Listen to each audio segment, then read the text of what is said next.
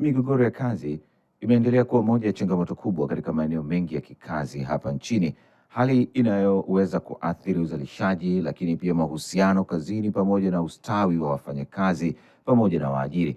Kutokana na hali hiyo, Wizara ya Katiba na Sheria kwa kushirikiana na Tume ya Usuluhishi na Uamuzi CMA pamoja na Shirika la Maendeleo ya Ujerumani GIZ wameendesha mafunzo maalum kwa wasuluhishi na waamuzi kutoka mikoa mbalimbali nchini kwa lengo la kuimarisha matumizi ya mbinu mbadala za utatuzi wa migogoro maarufu kama ADR. Lakini je, migogoro hii ipo kwenye kiwango gani hapa nchini na mbinu hizo mbadala zina nafasi gani katika kujenga mazingira salama na yenye tija sehemu za kazi? Hapa studio tumemwalika Felix Chikala, mkurugenzi msaidizi wa utatuzi wa migogoro kwa njia mbadala kutoka Wizara ya Katiba na Sheria. Felix Chakila kumradhi. Lakini pia tunaye hapa Usekelege Mpula. Asante sana kwa sababu nimesikia umesifiwa namna ambavyo umelitaja jina mtu kwao. Karibuni sana. Asante sana. Naam, tukianza na Felix, kutoka katika Wizara ya Katiba na Sheria. Kwanza kabisa, nini hasa kimeisukuma wizara kuandaa mafunzo haya kwa wakati huu? Asante Zainab na ndugu Mohamed. Ndio. Sogea mbele kidogo tafadhali. Asante Zainab na Mohamed. Mimi kama ulionitambulisha naitwa Felix Chakila, ni mkurugenzi msaidizi sehemu ya utatuzi wa migogoro kwa njia mbadala, ambao sisi tupo kwenye uratibu wa kisera kwenye masuala ya upatikanaji haki. Na moja ya jukumu letu ni kuhakikisha kunakuwa na mazingira rafiki ya kuhakikisha maeneo yote ambayo yana aina ya chembechembe za haki, basi haki inapatikana. Kwa hiyo ndio ilipelekea sisi kama wizara kuona sisi peke yetu hatuwezi kufanikisha hilo, lazima tushirikiane na wadau. Wadau wetu mmoja wapo ni Tume ya Uamuzi na Usuluhishi kwa maana CMA, ambao wao sasa wanashughulika na migogoro ya maeneo ya kazi. Ni chombo ambacho kimeanzishwa kwa sheria ya taasisi za kazi, ambao sasa wao ndio wamepewa dhamana ya moja kwa moja kutatua migogoro ya ambayo inatokea kwenye maeneo ya kazi. Kwa sisi tukaona ni vizuri tukashirikiana nao wao, lakini pia tukapata wadau ambao ni wadau wa maendeleo, shirika la maendeleo la Ujerumani ambao wanafahamika maana kwa kiwango kikubwa kama GIZ. Kwa tukaona ni vizuri tuweze kufanya mafunzo. Ni mafunzo kwa sababu si mafunzo mapya, ni watu ambao wapo kazini, wamekuwepo na kutekeleza majukumu yao, lakini ni aina ya kuuisha, ni kama refresher training, kwa maana tunaamini kile ambacho wanakifanya basi ipo sababu ya kuweza kukumbushana ili wakifanye vyema zaidi, na lakini zaidi kuleta matokeo makubwa. So maana kama wizara tukaona ni vizuri tukafanya mafunzo haya. Asante sana. Mpula, naam. Kwa sasa migogoro ya kikazi hapa nchini ipo kwa kiwango gani? Asante ndugu mtangazaji. Tukizungumzia migogoro ya kikazi kwa sasa nchini, kwa mfano mpaka robo ya mwisho tulioiripoti ambayo imeishia mwezi Machi, tumepokea migogoro zaidi ya 1100 ambayo ndiyo hasa inayoendelea katika hatua mbalimbali ya kushughulikia kwa maana ya kusuluhisha ama kuamua. Na hii inatokana na ukweli kwamba hivi karibuni mkakati mkubwa sana wa serikali umefanyika kuanzisha mfumo wa e-utatuzi. Mfumo ambao unamwezesha mfanyakazi yoyote na mwajiri yoyote kuwasilisha mgogoro wake pasipokuwa na ulazima wa kuja kwenye ofisi za tume.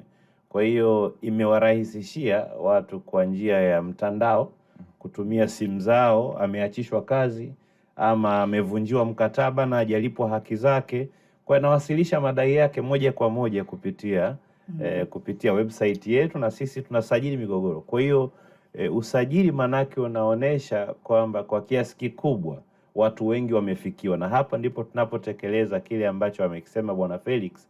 Popote ambapo pana chembe ya masuala ya uvunjifu wa haki, basi lazima pafikiwe. Ndio. Sawa, mimi pia natamani kufahamu kidogo Zainab, kwa sababu swali langu bado sijapata majibu yake.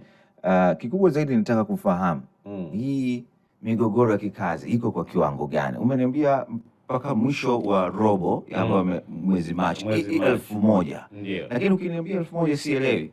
1000 ni nyingi, ni kidogo, inakuwa ni wastani ama iko vipi? Kwa tafsiri yake maana yake nini hii migogoro 1000 ambayo tukisema migogoro 1000 kwa sasa ndio imepungua?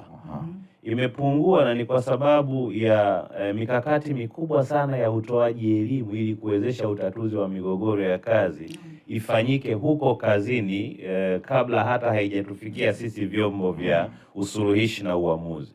Na hii naweza nikasema ni maelekezo mahususi ya serikali kwamba tupunguze kiwango cha migogoro ili waajiri na waajiriwa ambao ni wazalishaji na ndio wanaochochea ukuaji wa uchumi wasitumie muda mwingi kwenye migogoro, watumie muda mwingi kwenye uzalishaji. Kwa hiyo sisi kwa sasa naweza nikasema kwamba imepungua ukilinganisha na mwaka jana. Asante. Jibu langu nimelipata. Sawa. Na kuongeza kitu kidogo, unaweza kuona umeuliza kwamba ni mingi au ni michache. Numbers inakupa ni kwa maana hii ni migogoro ambayo imesajiliwa. Sasa kwa nini utatuzi wa migogoro kwa njia mbadala? Kwa sababu ipo taratibu zinafanyika ambazo huwa migogoro inatatuliwa kabla haijafika kwenye vyombo kwa maana ya kusajiliwa.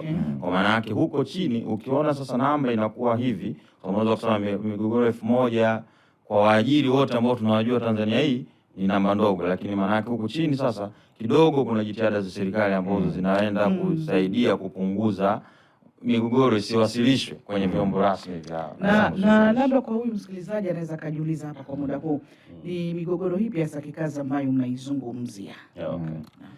Migogoro ya kikazi ambayo kwa kiasi kikubwa ndiyo inayochukua nafasi kubwa ni migogoro ya kuachishwa kazi isivyo halali, kwa maana ya watu wanaoachishwa kazi labda hakuna sababu ya msingi ama taratibu za haki hazijafuatwa. Lakini migogoro mingine ni ile ya kuvunjiwa mkataba. Yaani kabla mtu anaweza kawa amesaini mkataba wa miaka 3, amefanya mwaka mmoja ukavunjwa. Kwa hiyo ndio migogoro ambayo kwa kiasi kikubwa huwa inakuja. Lakini ipo mingine kwa uchache, swala la madai mbalimbali ya likizo, labda sijapewa likizo yangu, nayo hiyo, ama udhalilishaji ama ubaguzi mahala pa kazi, kwa uchache huwa inakuja mara chache, lakini mingi ni ya kuachishwa kazi isivyo halali. Na Chakila, tunaposema mbinu mbadala sasa za utatuzi, kwa sababu hili ndio lengo letu kubwa na kumeanzishwa mifumo hii ya kielektroniki. Tunaposema mbinu mbadala za utatuzi wa migogoro ADR, kwa lugha rahisi, hizi ni mbinu gani? Kwa lugha rahisi sana ni tumezoea katika taratibu za kawaida kuchukua, unapokuwa na mgogoro unapeleka mahakamani au unapeleka kwenye vyombo ambavyo vitaenda kutoa uamuzi. Sasa tunasema ni mbinu mbadala kwa sababu zinakupa fursa za kuweza kutatua mgogoro kwa taratibu nyingine. Moja, utaenda kufanya kwa ajili ya usuluhishi ambako kutakuwa kuna mtu wa tatu, kwamba mimi na Bwana Mohamed tuna mgogoro wetu, tunamteua Zainab, ndio anatusikiliza, anawezesha sisi kuzungumza ili tuweze kufikia kwenye mwafaka. Sisi wenyewe mimi na Bwana Mohamed tunaenda kufikia kwenye mwafaka. Yeye anakuwepo tu kwa ajili ya wanasema kufacilitate lugha ya Kiingereza. Lakini pia yapo aina ya maridhiano kwamba sasa mimi na wewe tunakaa sisi wenyewe kukubaliana vile ambavyo tunavutana tuweze kufikia mwafaka. Lakini ipo majadiliano, the same applies, mimi na wewe sasa kwenye zile vitu ambavyo tunaona tunaweza tukazungumza tukakubaliana, pia tunafanya majadiliano. Lakini ya 4 ni ya ambao anaita ya uamuzi. Sasa huyu anateuliwa mtu wa tatu, lakini yeye atatoa uamuzi. Kwa maana sasa sikiliza shauri, sasa anakuwa kama ni mtu wa shauri, yeye ndo atatoa amri au wanaita decree whatever, award whatever, lakini inakuwa sasa anatoa amri kwa ajili kwamba sasa fulani atafanya fulani. Sasa hizi njia nyingine 3 ni nyinyi mnawapelekea kwenye hitimisho. Na kwa nini mikoa ni yote ila wilaya 6 peke yake? Hii imekuwaje? Anaweza kusema. Asante sana. Na ni kweli mikoa yote kuna ofisi za Tume ya Usuluhishi na Uamuzi kwa ajili ya kutatua migogoro ya kazi kwa njia ya usuluhishi ama uamuzi, mikoa yote ya Tanzania bara. Lakini tumesema kuna wilaya 6. Sasa wilaya 6 maana yake ni wilaya ambazo zimeonekana zina migogoro mingi na zinahitaji kuhudumiwa kwa ukaribu. Unajua, unapozungumzia maendeleo ya sasa, kuna baadhi, kwa mfano ukizungumzia Mkuranga tuna ofisi pale, lakini unaweza ukaona kuna viwanda vingi, maanake kuna waajiri wengi na kuna wafanyakazi wengi. Kwa hiyo wajibu wa serikali ni kusogeza huduma karibu na wao, ili inapotokea sasa hii migogoro tuweze kuishughulikia kwa haraka, tusiathiri uzalishaji. Kikubwa hapa ni kuto kuathiri uchumi. Kwa hizo wilaya ambazo nikisema 6, maanake ni wilaya ambazo zimeonekana uwekezaji mkubwa, zimeonekana zina waajiri ama wawekezaji ambao wanatoa ajira nyingi. Kwa mahali popote penye ajira ni wazi panaweza pakatokea migogoro. Kwa na serikali ina wajibu sasa kupeleka huduma ya utatuzi wa hiyo migogoro. Na hapo awali umesema kwamba maeneo yenye watu wengi na baadhi pengine ya viwanda, lakini tunaona kwamba hata kuna wao wafanyakazi kwenye viwanda ambao wana mikataba ama kuna wengine pia wanakosa mikataba ila wanafanya kazi kwa kuzingatia vigezo na sheria. Wakati mwingine kama jambo likitokea hilo la kusimamishwa ghafla, wakati mwingine kunyimwa mkataba na anaendelea kufanya kazi, kunyimwa stahiki zake, wanashindwa kuleta malalamiko kwa kudhani kwamba hana haki. Na hii labda pengine inatokana ajui sheria zake za kazi ama hofu, ama anajua kabisa nitaambiwa nipeleke wakili, namna ya kumlipa nitashindwa. Huyu mtu mnamsaidia vipi ili naye aweze kupata stahiki zake? Labda niseme hivi, na bahati nzuri naamini wanatufuatilia wasikilizaji mahali popote walipo. Ifahamike, ni msingi wa sheria kwamba mahusiano ya ajira ni lazima, natumia neno lazima kwa msisitizo, ni lazima yaanze kwa mkataba, na ni wajibu wa mwajiri mwanzoni mwa ajira lazima atoe mkataba. Sheria iko wazi, kifungu cha 15 inamtaka kwa ulazima. Kwa hiyo ukisema kuna wafanyakazi ambao wanafanya kazi pasipo na mikataba, manake mwajiri anakuwa amevunja sheria inayomtaka kwamba atoe mkataba. Sasa yes, wanaweza wakawepo na wapo ambao huwa wanakiuka hizo sheria. Ofisi ya Waziri Mkuu, Kazi, Ajira na Mahusiano, kuna kitengo maalum.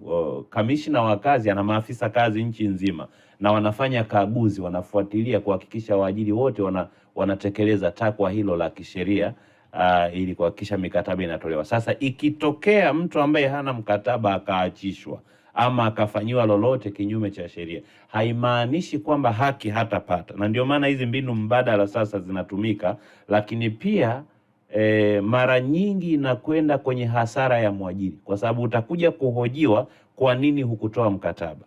Sisi kisheria tunavyo vigezo vingine vya kuthibitisha kwamba hata kama hukumpa mkataba, uwezo ukamkataa kwamba hakuwa mfanyakazi wako.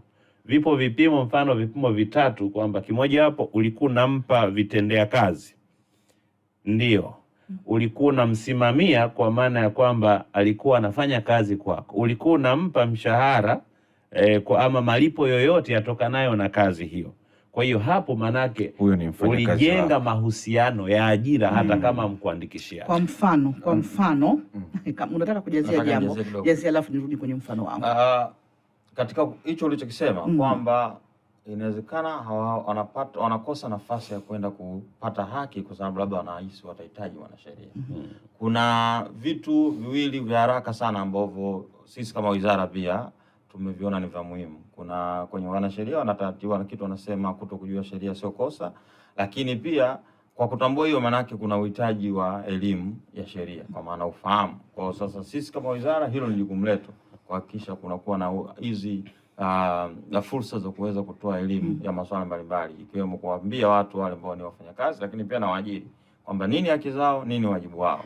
Na katika kufanikisha hilo tumekuwa tukishirikiana na wadau kuhusishwa kwa ajili ya kufanya wanasheria wakawa wanatoa elimu kuhusu masuala mbalimbali, ikiwemo masuala ya ajira, mambo ya mirathi kwa maana aspect tofauti.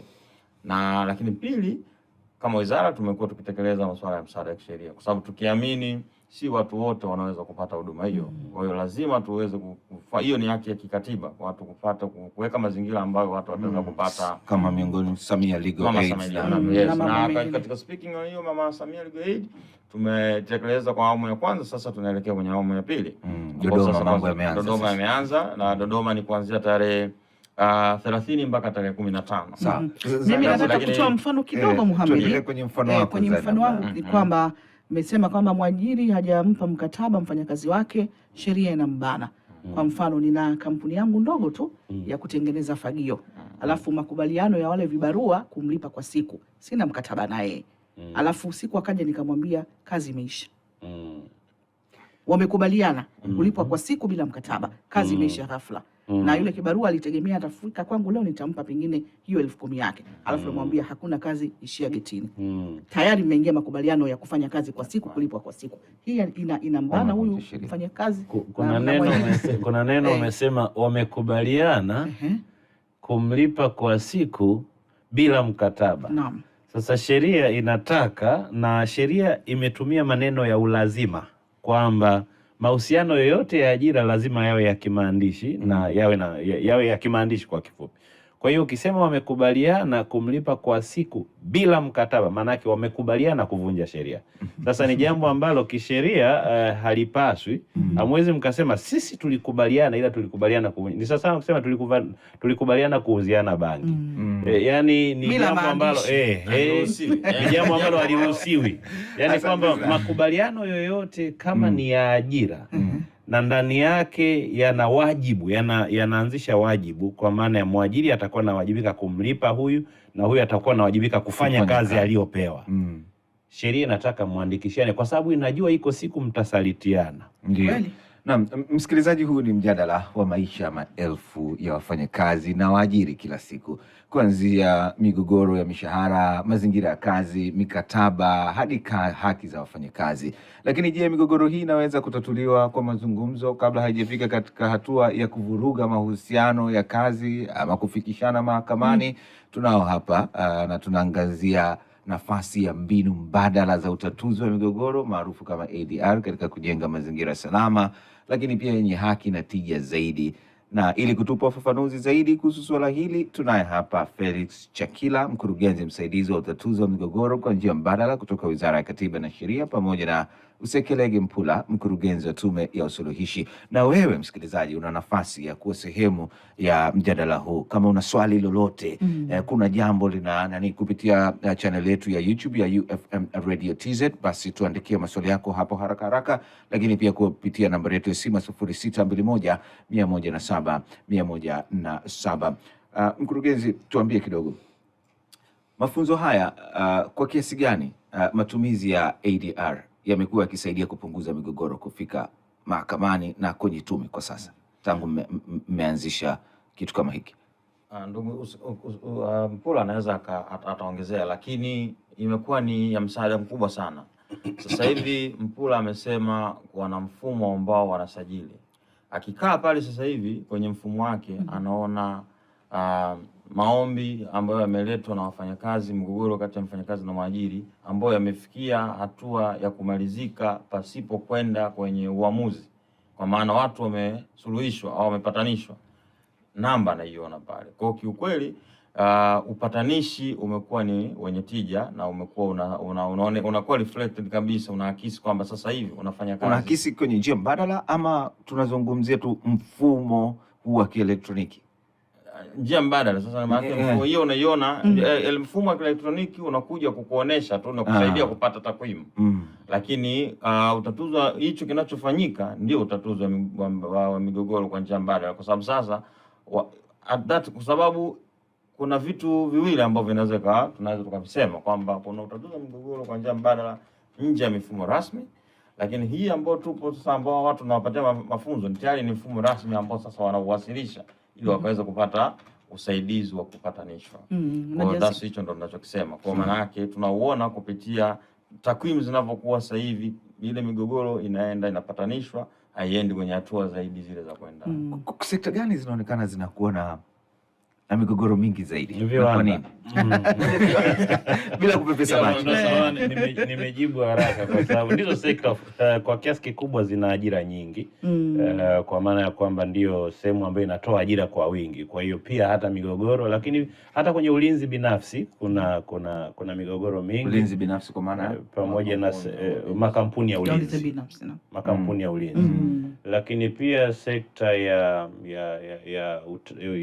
mahoteli, utalii pamoja na mahoteli kwa ujumla wake, nako pia kuna migogoro mingi. Sasa njia mbadala, nikijazia alipokuwa naongea ndugu yangu Felix, zinasaidia kwa kiasi kikubwa kumaliza migogoro mingi, lakini kutokana na faida zake.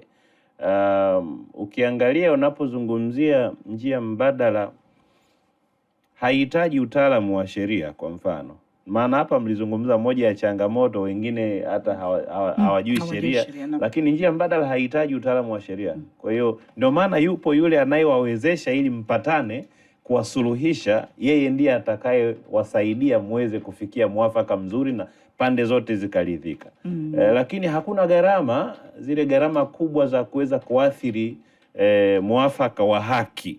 Kwa bado njia mbadala zinaonekana ndio njia mwafaka na ndio njia ambazo kwa kipindi hiki tunasisitiza zaidi ili kumaliza migogoro kwa haraka. Ukizungumzia usuluhishi, ni moja ya njia nzuri ambayo inarudisha hata yale mahusiano. Wapo ambao wanarudishana kazini baada ya kusuluhishwa. Yaani tatizo linatambulika, lilionekana kubwa kumbe ni dogo, alafu ndio. Asante. Zainab, kwa dakika chache kama kuna chochote kutoka kwa wasikilizaji, huyu anasema nitupe moja kwao anasema kwamba mikataba na mahusiano mazuri maeneo ya kazi ni muhimu, inasaidia aliyeajiriwa kupata stahiki zake kwa wakati, ama mwajiri kwa wafanyakazi wanaoshindwa kutimiza majukumu yao. Lakini maoni yake anasema elimu izidi kutolewa kwa wafanyakazi. Mtei wa Nyandekwa Igunga anauliza, amesema hayo. Anasema ya kwamba anatupata vizuri sana na anasema hongereni kwa kile ambacho mmekizungumza. Anaitwa Abdalla kutokea pande za Kawe. Huyu anasema anaitwa Janet Malumba, amedhulumiwa na mwajiri wake. Anasema anahitaji mawasiliano, alete kwenu malalamiko. Sawa, asante sana. Baraka Kigoma yeye aseme tu yuko wilaya gani. Dar es Salaam tuna ofisi wilaya ya Ilala, Temeke. Yani yeye aende tu kwenye ofisi ya Tume ya Usuluhishi na Uamuzi iliyo karibu naye, atahudumiwa vizuri sana na haki yake ataipata. Au kwa njia ya mtandao. Lakini pia tunaweza tukapata namba za wizara zile kwa ajili ya walipo, maana yake hata akipiga simu kama anatumia simu janja, anaweza akaingia kwenye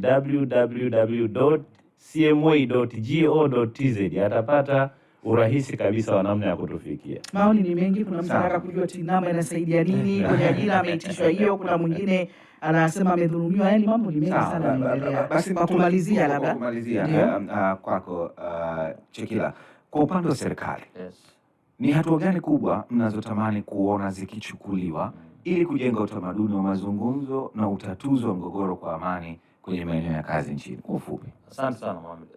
Kwa upande wa wizara, kikubwa ambacho tunakitamani kukiona ni watu kubadilisha fikra kutoka kwenye kupenda kutumia njia za kupelekana mahakamani, badala yake wana njia za kutafuta suluhu nje ya mahakama. Kwa nini? Kwa sababu inapunguza gharama, inaokoa muda, lakini zaidi na kikubwa sana inaleta utengamano katika jamii, kwa maana watu wanakuwa hawana kuleta chuki. Iwe ni kwenye masuala ya ndoa, mkiridhiana mkakubaliana, maana yake hamtakuwa na chuki kati ya mume na mke. Iwe kwenye kazi, kikubwa itatusaidia kuzalisha zaidi, kuchukua ule muda ambao tungepelekana mahakamani, tungeenda kuzalisha na tuweze kufikia malengo yetu ya dira. Hiko ndo ambacho serikali inatamani. Ndugu yangu Mpula, katika kumalizia, kwa waajiri, mimi nakupa wewe nafasi bwana, wewe mtu wa tume, kwa waajiri na wafanyakazi wanaofuatilia hivi sasa, ujumbe wako wa mwisho kuhusu umuhimu wa kutatua migogoro mapema kabla haijaathiri kazi na mahusiano ni upi? Asante sana. Kwa waajiri umuhimu na wafanyakazi, umuhimu wa kutatua migogoro mapema kama nilivyosisitiza ni pamoja na kutumia muda mfupi na kuepusha gharama. Ndio. Migogoro inapochelewa kwa muda mrefu sana inaathiri, na wapo waajiri wanafunga hata viwanda kwa sababu ya gharama za uendeshaji wa kesi. Kesi zikiwa nyingi, maanake zinaathiri pia mitaji yao. Kwa ni vema na ni msisitizo wetu kwamba wazingatie taratibu, lakini waingie mikataba, ila migogoro wawaze kutafuta suluhu kwa njia mbadala. Kesi ikishaletwa kwa njia ya usuluhishi, tuweze kusuluhisha, warudi wakazalishe, tuweze kufikia malengo ya kiuchumi. Asante sana. Huko Kigoma anasema wana shida, mfike kila eneo, kuna tatizo kubwa. Anaitwa Dr. Mike. Asante sana. Asanteni sana kwa muda wenu na kwa ufafanuzi wenu kuhusu umuhimu wa mbinu hizi mbadala za utatuzi wa migogoro katika kujenga mazingira bora, salama, lakini pia yenye tija kwenye maeneo ya kazi. Hakika mazungumzo haya yameonyesha kwamba kwangu mimi na naamini kwa msikilizaji pia, usuluhishi na mazungumzo yana nafasi kubwa sana katika kupunguza migogoro, lakini kuimarisha mahusiano kazini pamoja na kulinda haki za waajiri na wafanyakazi. Asante sana Felix Chakila kutoka Wizara ya Katiba na Sheria pamoja na Usekelege Mpula kutoka Tume ya Usuluhishi na Uamuzi CMA, tukizungumza hapa kuhusu mafunzo maalum kwa wasuluhishi na waamuzi pamoja na nafasi ya ADR katika utatuzi wa migogoro kazini. Haya, tunashukuru sana, karibuni tena.